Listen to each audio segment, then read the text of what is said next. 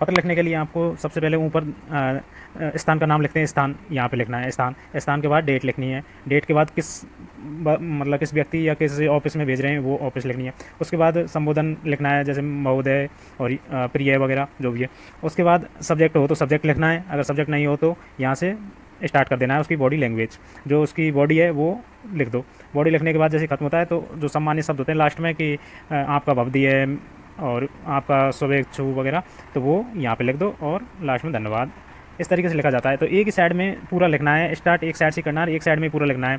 Paragraph वगैरह change करने हो तो वो भी एक ही स्थान से चेंज होते हैं। पैराग्राफ का तो हिंदी का जो नियम होता है, अगर यहाँ से स्टार्ट किया है तो जहाँ भी पैराग्राफ खत्म हुआ वहाँ छोड़ दो, फिर यहीं से स्टार्ट होगा। ये हिंदी का होता है, तो इस हिसाब से ही लिखना पड़ता है। पत्र में 3 मुख्य फॉर्मेट होता है। जो फॉर्मेट होता है उसको 3 तरीके से बांट सकते हैं अपन। एक तो शीर्ष, तो शीर्ष में क्या लिखना है, एड्रेस, डेट और जिस संस्था को भेज रहे हैं उसका नाम पता। तो एक तो ये होता है विषय, और एक दूसरा पार्ट होता है इसका बॉडी। बॉडी के अंदर क्या लिखना है, क्या संदेश देना चाहते हैं आप पत्र में, तो वो लिखा जाता है। और एक अंत में जो इसका समाप्ति का होता है वो लिखा जाता है। तो इस तरीके से पत्र लिखा जाता है। तो मैं आपको इसकी डिटेल बताता हूँ पूरी। एक अच्छे पत्र की विशेषताएं। पत्र लेखन एक कला है। एक सुगठित और संतुलित पत्र ही उत्तम पत्र माना जाता है। एक अच्छे पत्र में निम्नलिखित विशेषताएं होनी चाहिए। क्या क्या विशेषताएं होनी चाहिए? देखो, संक्षिप्तता, मतलब संक्षिप्त होना चाहिए। पत्र में विषय का वर्णन संक्षेप में करना चाहिए। एक ही बात को बार बार दोहराने की प्रवृत्ति से बचना चाहिए। संतुलित भाषा का प्रयोग। पत्र में सरल भाषा, बोधगम्य भाषा का प्रयोग करना चाहिए। शब्दों का प्रयोग नहीं करना चाहिए जिन्हें पत्र पाने वाला नहीं समझता हो। तारम्यता। पत्र में सभी बातें एक तारम्य में रखी जानी चाहिए, मतलब कि क्रम में छूटनी नहीं चाहिए बातें, तारम्यता हो गई। शिष्टता। शिष्टता से विनम्रता से व्यवहार करना चाहिए। कड़वाहट शब्दों का उपयोग नहीं करना चाहिए। सज्जा। पात्र को साफ सुथरे कागज में सुलेख लिखें और इस तरीके से आकर्षण बढ़ सकता है। तिथि वगैरह ये तरीके से लिखें। तो ये होती है विशेषता। गुरुजन और परिवारों के बड़े लोगों के लिए क्या संबोधन करेंगे वहाँ पे पत्र में लिखते टाइम? तो संबोधन में मान्यवर लिख सकते हैं। गुरुजन और परिवार के बड़े लोगों के लिए मान्यवर, आदरणीय, पूजनीय, श्रद्धेय, माननीय। अगर महिला है तो पूजनीय लिखें। अभिवादन में क्या लिखेंगे? सादर, स्पर्श जो। और शब्द के अंत में क्या लिखेंगे? आपका आज्ञाकारी पुत्र, भाई, पुत्र या भाई, अनुज, छात्र, शिष्य आदि लिख सकते हैं। शिष्य अगर स्त्रीलिंग है तो छात्रा, शिष्या, ये सब लिख सकते हैं। अगर कोई बराबर वाले हैं तो बराबर वालों के लिए आप देख सकते हैं संबोधन में प्रिय मित्र, प्रिय भाई, प्रिय बहन, प्रिय लगाना है बराबर वालों में। अभिवादन में नमस्कार कर देना है। और अंत में स्त्रीलिंग में तुम्हारी प्रिय सखी, बहन, अगर स्त्रीलिंग है तो पुल्लिंग है तो तुम्हारा भाई। ये छोटों के लिए संबोधन में चिरंजीव, प्रिय, आयुष्मती, ये लिखना है। अभिवादन में सुभाषीवाद, प्रसन्न रहो। और अंत में तुम्हारा शुभेच्छु, शुभचिंता, ऐसी आदि इस तरीके से लिखना है।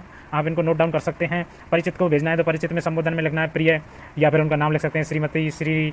और अभिवादन में नमस्ते। अपरिचित को भेजेंगे तो प्रिय या महाशय, महोदय, महोदया, इस तरीके से लिख सकते हैं। ज़्यादातर आपको महोदय या प्रिय यही लिखना पड़ता है। आप और देख सकते हैं अंत में भवदीय, भवदिया। किसी अधिकारी को भेज रहे हैं तो अधिकारी को भेजते टाइम महोदय, महोदया ये लिख सकते हैं। नमस्ते लिख सकते हैं अभिवादन में। और अंत में भवदीय या भवदिया, जैसे पुल्लिंग या स्त्रीलिंग के हिसाब से लिख सकते हैं। तो ये आप नोट डाउन कर लेना। ये और पत्रों के अब आते हैं पत्रों के प्रकार पे। पत्र कितने प्रकार के होते हैं? पत्र को 2 प्रकार में बांटा गया है। एक तो औपचारिक पत्र होता है, एक अनौपचारिक पत्र होता है।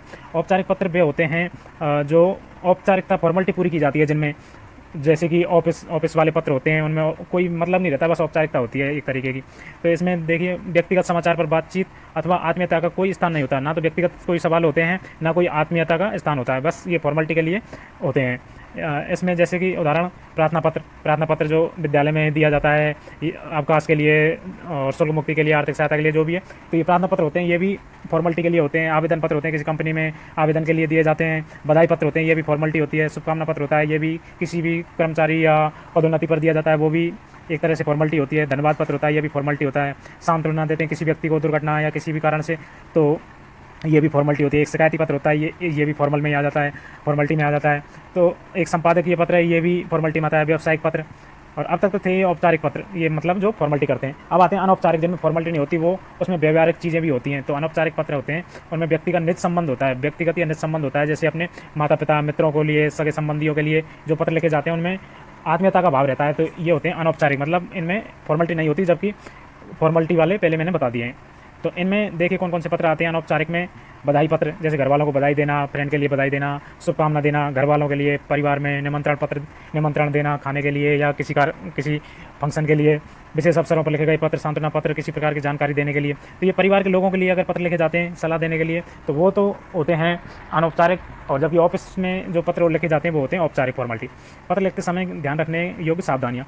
पत्र लेखक का प्रापक की आयु, जो पत्र लिखता है और जो पत्र को प्राप्त करता है, दोनों की आयु योग्यता, पद आदि का ध्यान रखना चाहिए।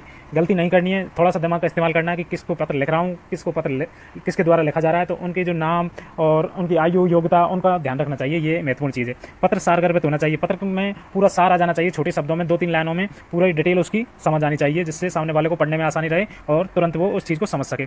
पत्र में सुलेख होना चाहिए, हिंदी भाषा में मतलब शुद्ध भाषा में कठिन शब्दों का उपयोग नहीं करते हुए जो सुलेख में लिखा जाता है, सिंपल साधारण शब्द वो यूज़ किए जाने चाहिए। पत्र में सरल भाषा का प्रयोग किया जाना चाहिए, सिंपल भाषा यूज़ की जानी चाहिए।